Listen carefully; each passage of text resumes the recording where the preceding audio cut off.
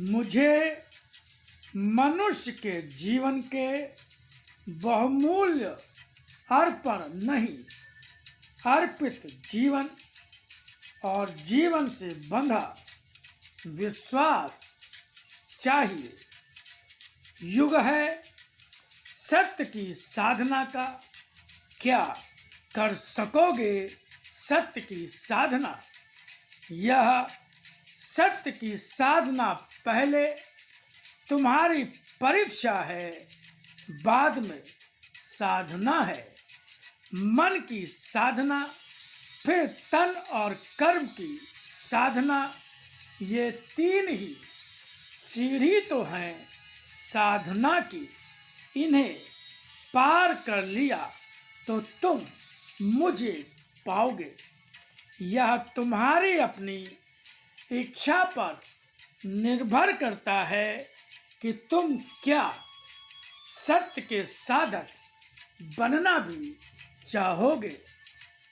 बड़ी बड़ी परीक्षाएं तुम्हारे संसार में होती है, उनके द्वारा तुम बड़े बड़े पद भी प्राप्त होते हैं, और यह आवश्यक भी नहीं कि परीक्षा देने के बाद तुम्हें सफलता भी मिले और पद भी मिले।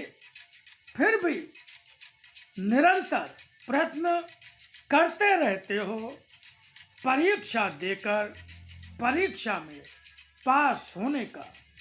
इसी तरह आज का समय है जब सत्य तुम्हें पुकार रहा है, और यह पुकार उनके लिए है जो सत्य की सेवा में कर्मरत होना चाहते हैं।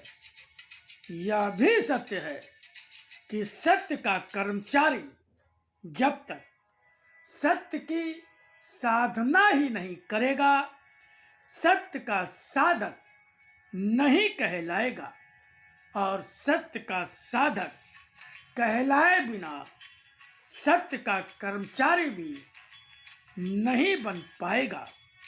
जैसा मैं तुम्हें पहले भी बता चुका हूँ कि सत्य के कर्मचारी को जीविका साधन के लिए धन के अगाध भंडार भी नहीं देता हूँ, मगर उसके जीवन में कोई समस्या, कोई अभाव आने नहीं देता हूँ।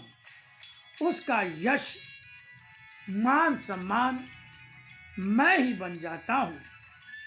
उसे सब कुछ इस तरह प्राप्त होता रहता है जैसे कोई भी भक्त अपने आराध्य से पा जाता है।